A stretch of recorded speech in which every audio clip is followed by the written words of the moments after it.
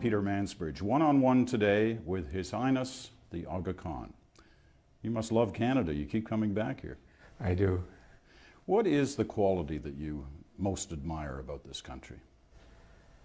I think a number of qualities. First of all, a pluralist society that has invested in building pluralism, where communities from all different backgrounds, faiths are happy. A modern country that deals with modern issues, not running away from them, dealing with the tough ones, and a global commitment to values, to Canadian values, which I think are very important. Well, let's talk about that a little bit, because I wonder whether your confidence in Canada on a lot of what you just said has in any way been, shattered a little bit in these past few years, especially since 9/11. There have been tensions in this country, as there have been in many other Western countries, between the Muslim and the non-Muslim societies on any number of levels, on both sides, about history and religion and tradition and integration within society. How much has that concerned you? Well, it concerns me, and at the same time it doesn't, in the sense that, to me, building and sustaining a pluralist society is always going to be a work in progress. It doesn't have a finite end, and so long as there is national intent, civic intent to make pluralism work, then one accepts that it's a work in progress. Let me go a little deeper on that, because it raises a question you have often raised, and that's the issue of ignorance. You reject the theory of a clash of civilizations or even a clash of religions. You believe there's a clash of ignorance here on both sides of that divide.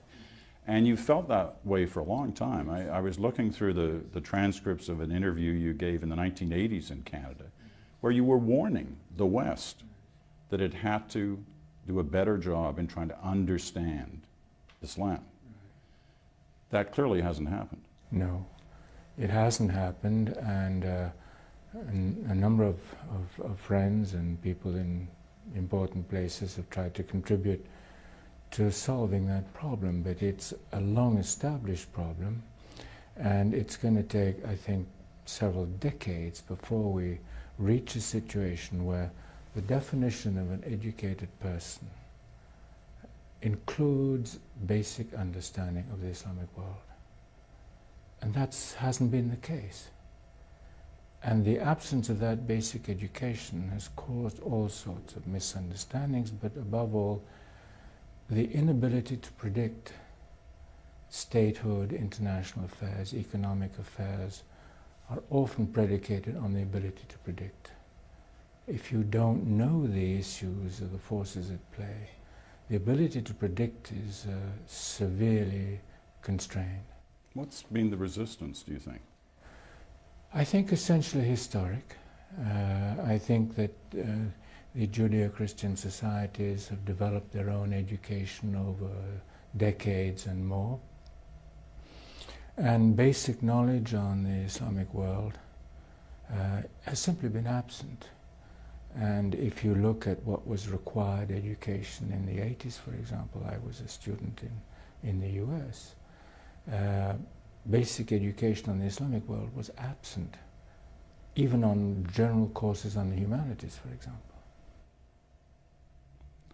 Is this a one-sided clash of ignorance? I mean... No, I think there's ignorance on both sides, and I think very often there's confusion. I think more and more there's been confusion between, for example, religion and civilization. And that's introducing instability in the discussion, frankly.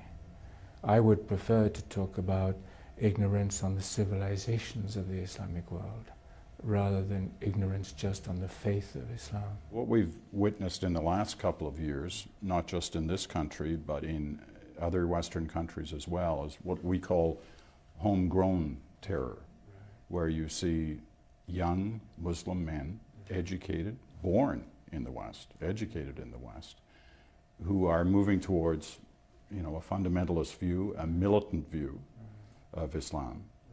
Why is that happening? In in some sense of popularity. Why is that happening? I think there are a number of reasons, but the one that I would put forward as the most immediate is the slow process of reconstruction. There was a lot of hope that